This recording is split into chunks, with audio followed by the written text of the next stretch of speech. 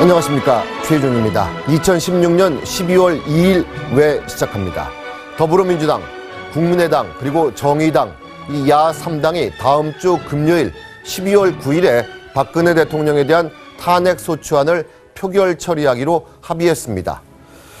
새누리당 비주류 의원들은 박근혜 대통령에게 12월 7일, 그러니까 다음 주 수요일 저녁 6시까지 명확한 퇴진 시점과 총리에게 모든 국정을 넘기고 이선으로 물러나겠다고 밝혀라, 이렇게 요구했습니다. 그러지 않으면 탄핵 표결에 참여하겠다고 덧붙였습니다. 김진 전 논설위원 모셨습니다. 안녕하십니까? 안녕하세요. 예. 지금 제 기억으로 2003년 이 차떼기로 상징되는 그 대선자금 수사 있지 않습니까? 그 이후로 대한민국 보수 최대의 위기인 것 같은데 이걸 어떻게 헤쳐나가야 된다고 보십니까? 저는 사실 이번 최순실 사태로 불거졌지만 네. 저는 보수의 26년 죄업이 다 쌓인 거라고 봅니다. 2003년 차떼기도 대단히 그 중요한 잘못이었지만 더 거슬러 올라가서 저는 이제 지금까지 한국 보수 세력의 대표적인 죄업을 한 4가지 정도로 꼽고 있습니다. 그러니까 원죄가 한 4개 있는 것인데 가장 큰 원죄는 1990년의 3당 합당입니다. 그러니까 시청자 여러분께 다소 이제 이해를 돕기 위해서 설명을 드리면 1987년에 대통령 직선제 개헌을 했지 않습니까? 그렇죠. 그래서 그해 대통령 선거를 치렀고 그 이듬해에 국회의원 선거를 치렀는데 여소야대가 됐습니다. 1988년도에. 그렇죠. 1988년도에 노태우의 민주정의당, 그리고 김대중의 평화민주당, 김영삼의 통일민주당, 김종필의 신민주공화당, 이 4당 체제가 됐습니다. 그렇죠. 여소야대가 됐어요. 국민은 대통령은 노태우 대통령을 뽑아주고 총선에서 국회는 여소야대를 만들어 놨는데 국민의 뜻도 물어보지 않고 이 보수 세력이 민정당, 노태우의 민정당, 김영삼의 통일민주당, 김종필의 신민주공화당이 3당이 일종의 야합을 통해서 1990년에 3당 합당을 해버렸습니다. 그렇죠.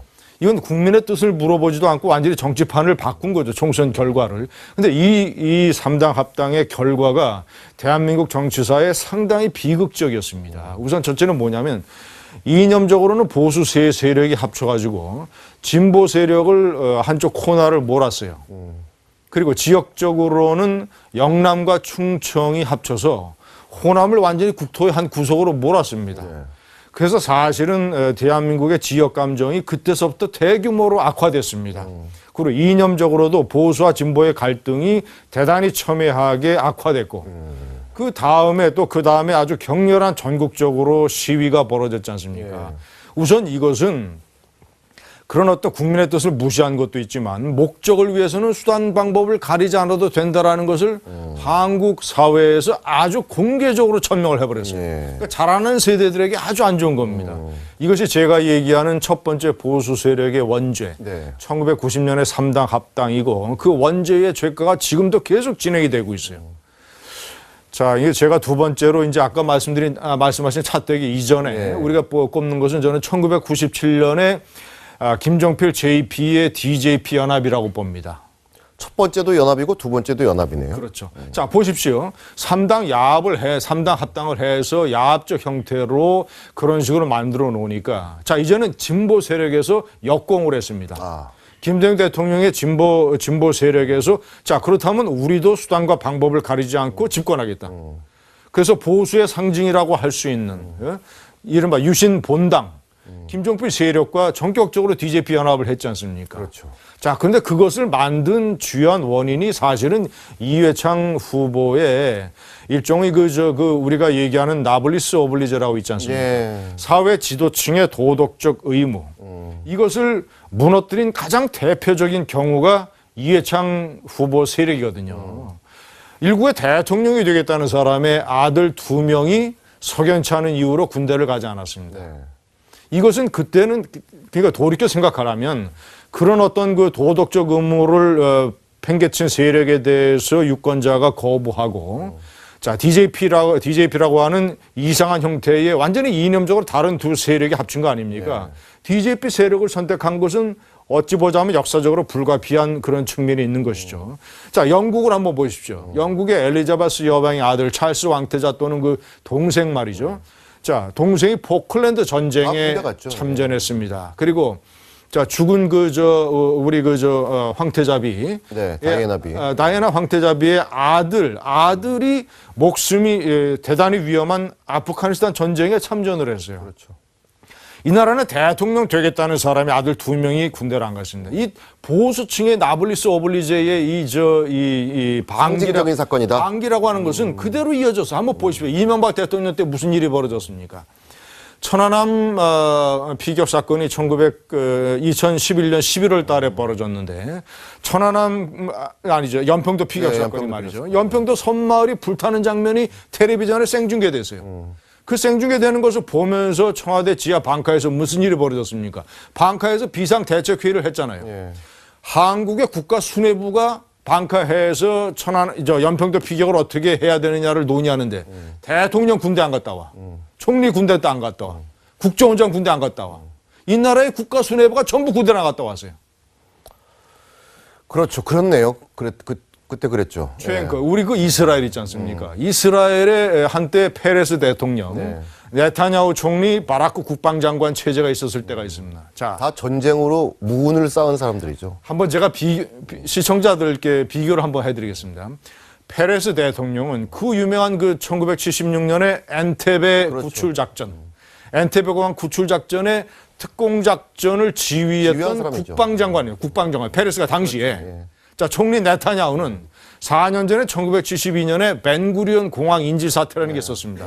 인질을 구출하기 위해서 작전을 벌인 특공 대원이었어요. 맞아요. 네타냐후는. 바라크 총리는 그 특공대 작전을 지휘한 특공대 사령관이었고 대통령, 총리, 국방장관 3명이 완전히 목숨을 걸고 특공 작전에 참여했던 사람들입니다. 이런 나라의 국가 지도부니까 아랍을 상대로 해서 4번이나 전쟁을 이기고 지금도 수많은 안보 위협 속에서 버텨나는 거 아닙니까? 이스라엘보다도 더 위험한 상태에 처한 이 나라가 분단 대치 국가의 국가 지도부가 대통령, 총리, 국정원장 전부 다 군대 안 갔다 왔어요. 자, 지금 말이죠. 새누리당에서 비상대책위원장으로 유력하게 거론되는 사람이 누굽니까? 김황식 전 국무총리예요. 만약에 탄핵안이 가결이 되면 12월 가결이 되면 황교안 총리가 대통령 권한대행을 맡게 됩니다. 자, 그러면 대통령은 물러나고 이 나라의 양대축이 누가 되냐면 대통령 권한대행과 여당인 새누리당의 비상대책위원장이 되는 거예요. 그렇죠. 두 사람이 다 군대 안 갔다 왔어요. 김황식 총리가 새누리당의 비상대책위원장이 된다면 이 나라 가장 지금 북한이 핵 개발을 해서 유엔이 지금 대대적인 제재안을 의결했지 않습니까? 내년에 대통령 선거 국면에서 북한이 어떤 도발을 저지를지도 모르는 이런 위험천만한 상황에서 분단대치 국가의 양대 쌍두마차라고 하는 사람들이 전부 지금 군대에 갔다 오지 않은 그런 상황이 될 판입니다. 그래서 내가 김황식 전 총리는 인격적으로도 훌륭하고 그렇죠. 대법관 출신으로서 전관 예우도 없고 재산이 이 사람은 20억이 안 돼요. 12억인가 3억밖에 안 됩니다. 그 많은 저 대법관 무슨 검사장 출신들 40억, 50억 1년에 버는 사람들 얼마나 많지 않습니까? 그런 인격적으로 훌륭한 사람이지만 그래도 저는 이런 분단 대치국가에서 이 나라를 이끄는 쌍두마차로서는 안 된다. 나블리스 오블리제의 전형적인 실패 케이스가 이회창 후보였고 그것 때문에 DJP라고 하는 기형적인 권력이 탄생을 해서 결국 3년 반 만에 쪼개졌지 않습니까? 그렇죠. 그것도 쪼개졌죠. 제가 JP에 대해서 기회가 있을 때마다 역사적 평가를 비판하는 이유 중에 하나가 도대체 연합을 했으면 그럼 본인의 보수 이념, 안보 이념을 관철시켜서 김대중 진보 정권이 북한 문제나 안보 문제에 있어서 일탈하는 거를 막아야 될 거 아니에요. 2000년 남북 정상회담을 위해서 본인의 노벨상 평화상 수상을 위한 그런 여러 가지 목적 중에 하나로 북한에 4억 5천만 달러를 주는 일이 JP 총리 때 벌어졌던 거 아닙니까? 그렇죠. 결국 그래서 나중에는 이제 대북 정책을 둘러싸고 임동원 통일부 장관 문제를 둘러싸고 결국은 3년 반 만에 파경했잖아요. 이제 파경된 거죠. 파경했잖아요. JP가 3년 반 동안 DJ하고 연합 정권을 해가지고 국가적으로 공적을 남긴 게 뭐가 있어요? 자기 세력 장관시킨 것밖에 없잖아요. 그래서 저는 이것이 이것이 보수 세력이 가지고 있는 저 두 번째 이 원죄라고 봅니다. 세 번째는 세 번째는요. 저는 세종시 이 모든 걸 합쳐도 세종시만큼 잘못한 게 없어요. 아, 세종시는 말이죠. 이제 최앵커도 이제 세종시 공무원들 많은 사람들 얘기를 들어보면 들어봐서 아시겠지만 세종시는 한마디로 얘기하면 재앙이에요, 재앙. 이런 식으로 행정부처를 분단 대치국가 이 위험한 나라에서 행정부처를 쪼개가지고 저 멀리 보낸 나라가 없습니다. 독일이 연방 통일된 다음에 베를린에 대규모 연방청사를 졌는데 그 연방청사 안에 메르켈 총리의 집무실, 외빈들 접견하는 접견실, 회의실, 각 주요 장관들 집무실을 6층, 7층, 8층에 다 뒀어요. 에스컬레이터 타고 왔다 갔다 하면서 나라 일을 다 봅니다. 이 나라는 말이죠. 무슨 저 KTX 타고 무슨 뭐 차 타고 해서 철로와 저 고속도로의 시간 다 낭비하면서 메르스 사태도 만약에 행정부처가 저렇게 쪼개지지 않고 보건복지부가 서울이나 과천에 있었다면 메르스 사태의 혼란도 이 정도로 생기진 않는 거예요. 박근혜 대통령이 뭐라고 그랬습니까? 제3차 국민담화에서 저는 평생 사익을 추구한 적이 없다고 그랬습니다. 저는 그 말에 동의하지 않습니다. 대표적으로 정치인 박근혜가 사익을 추구한 대표적인 경우가 세종시. 행정수도다. 자기 자신이 이명박 대통령이 늦게 정신을 차려서 행정부처는 옮기지 말고 기업과 학교를 세종시에 집어넣는 수정안을 만들었잖아요. 그렇죠. 그때 박근혜, 비주류 지도자 박근혜 정치인이 그거를 받았어야 돼요. 얼마나 많은 사람들이 그걸 받으라고 애걸 복걸 했지 않습니까? 자, 그거를 받아도 세종시가 계획대로 발전할 수 있으니까 충청도 표를 가지고 올 수 있다. 그런데 박근혜 당시 비주류 지도자에게 지금 친박계 사람들, 지금 친박계 사람들 자기들 저 정치적인 목숨 내놓고 박근혜 대통령 지도자에게 이것만큼만 받아야 된다 우리가 비주류지만라고 진언한 사람이 있어요? 한 명도 없어요. 김무성 대표가 지금 많은 비판을 받고 있지만 그래도 김무성 대표는 당시 그렇죠. 박근혜 대통령과 대척점에 있는 사람으로서 세종시 수정안을 받아야 된다 국가를 위해서 그렇게 주장을 해서 박근혜 대통령과 결정적으로 사이가 벌어진 거 아닙니까? 그렇죠. 김무성 대표의 그런 처신이 옳았잖아요. 저는 그렇게 생각해요. 이 보수 세력이 말이죠. 역사나 국가를 생각하지 않고 정치 권력 또는 사익 내가 대통령이 돼야 된다. 내가 대통령이 되기 위해서는 충청도표가 생각해.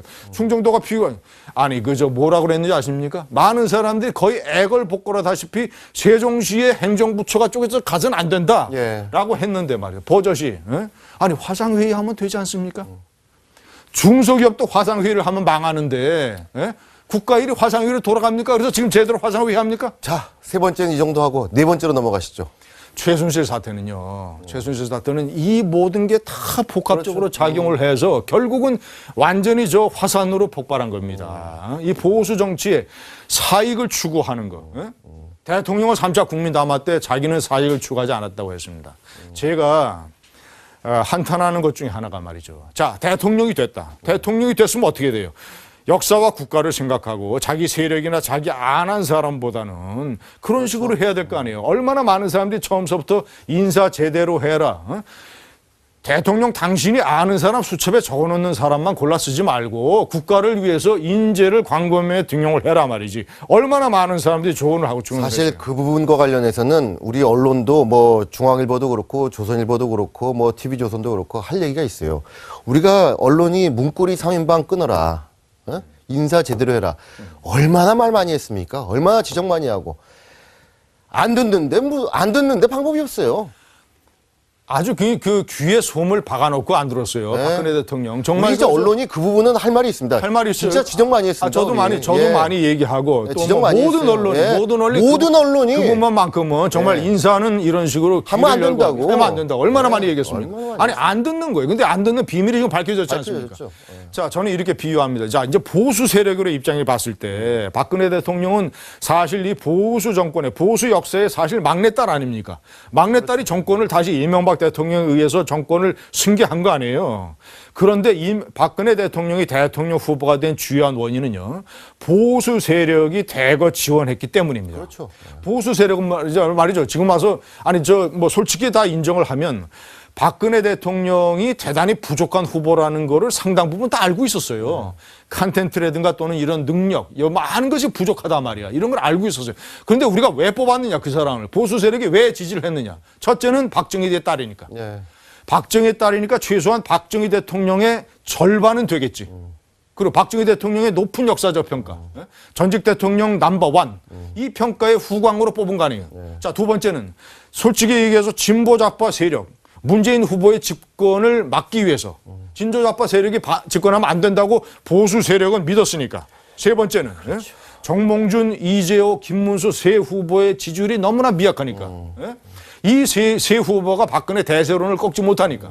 이 세 후보에 대해서 박근혜 대통령이 불가피하게 강하니까 보수 세력은 다른 선택을 할 수 있는 여지가 없었어요. 이 세 가지 요인 때문에. 그런데 보수 세력의 지원이 없었으면 박근혜 대통령 불가능했습니다. 그래서 저는 이렇게 표현을 해요. 박근혜 대통령이 비유하자면 히말라야. 세계에서 제일 높은 8,848m의 세계에서 최고 높은 히말라야가 됐는데 히말라야가 세계 최고봉인 거는 에베레스트가 세계 최고봉인 거는 히말라야라는 산맥이 있기 때문입니다. 보수 세력이 박근혜 에베레스트에게는 히말라야 산맥이에요. 대통령 되니까 산맥을 완전히 잊어버리는 거예요.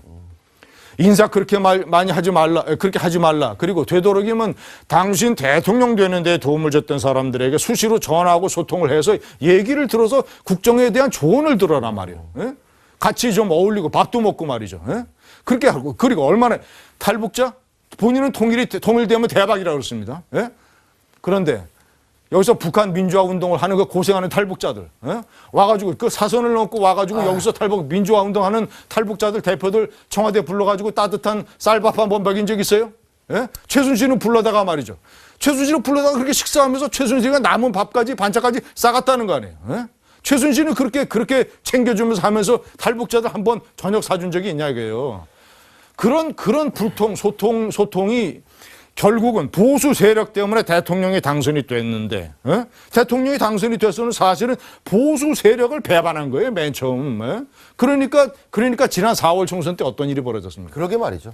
전부 친박, 진박들 말이죠. 본인들이 다 정치적인 이익을 하기 위해서 공천을 그런 식으로 완전히 난장판 만들고, 보수 정권의 막내딸 승계자라는 사람이 보수 세력 역사상 그래도 집권 여당이 여소야대가 된 적은 있지만 제1당을 상실한 적은 지난 4월 총선이 처음이에요. 네. 역사상. 이런 식으로 해서 제가 얘기하는 첫 번째 3당 합당, 두 번째 DJP 연합, 세 번째 세종시, 네 번째 최순실 사태, 네 개가 다 복합돼서 지금 보수가 정권을 잃을 위기에 처한 거 아니겠습니까? 또 정비해서 살아갈 길을 찾아야죠. 지난번에 제가 말씀 한번 드렸어요. 새누리당이 정권을 재창출할 수 있는 5가지의 환경적 요인이 있단 말이죠. 내외에 있단 말이죠. 저는 지금도 그걸 믿고 있고 앞으로도 내년 조기 대선이 전에 대통령 선거 때 같이 가능할 걸로 보입니다. 그런데 결론적으로 얘기하면 어떻게 돼야 되느냐? 저는 친박계가 대단히 잘못하고 있다고 봅니다. 새누리당의 친박계가 말이요. 지금 박근혜 대통령 탄핵 반대하고 같은 여당으로서 박근혜 대통령의 탄핵에 어떻게 찬성을 하느냐?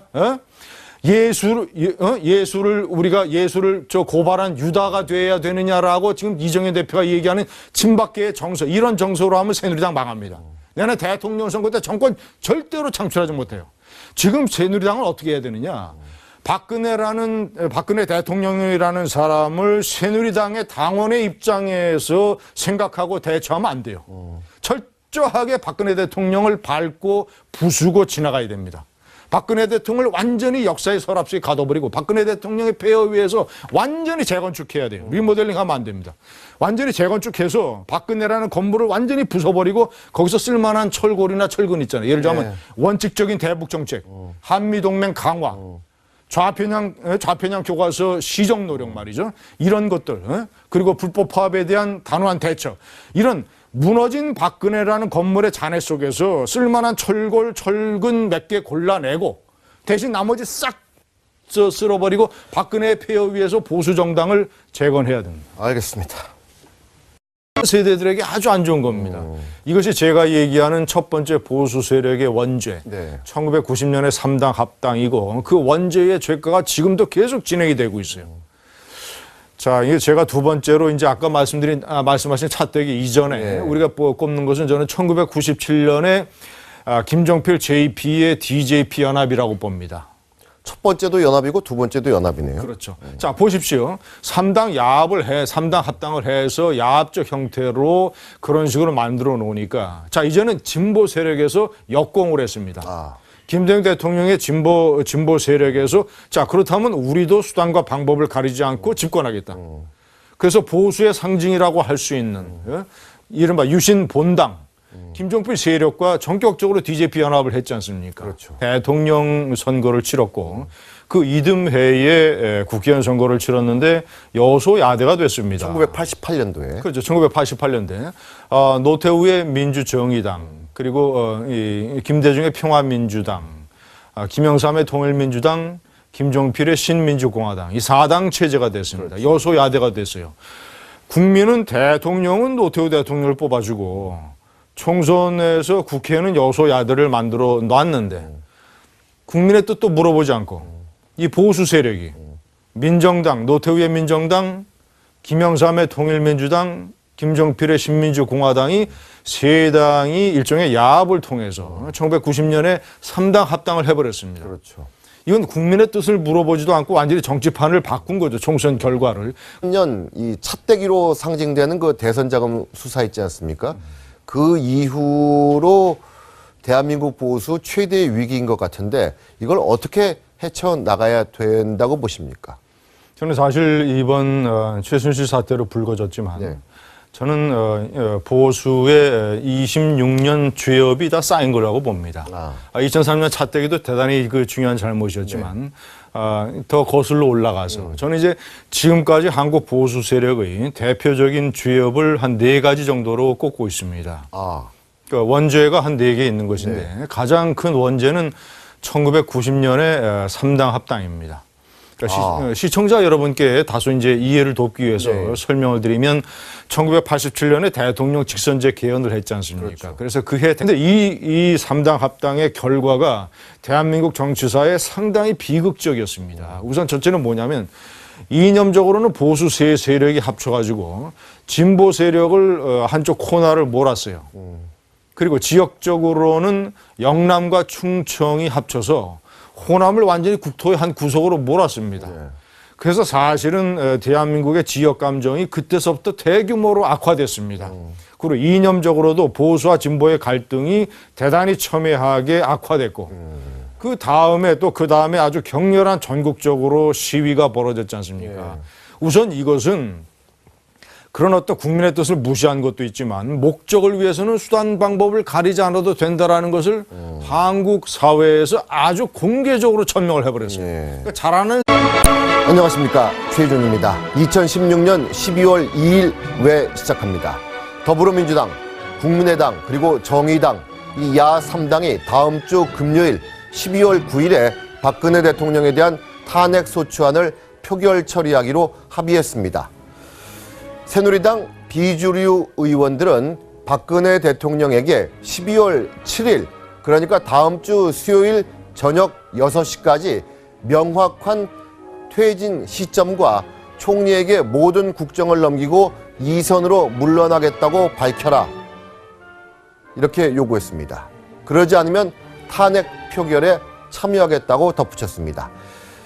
김진 전 논설위원 모셨습니다. 안녕하십니까? 안녕하세요. 예. 지금 제 기억으로 2003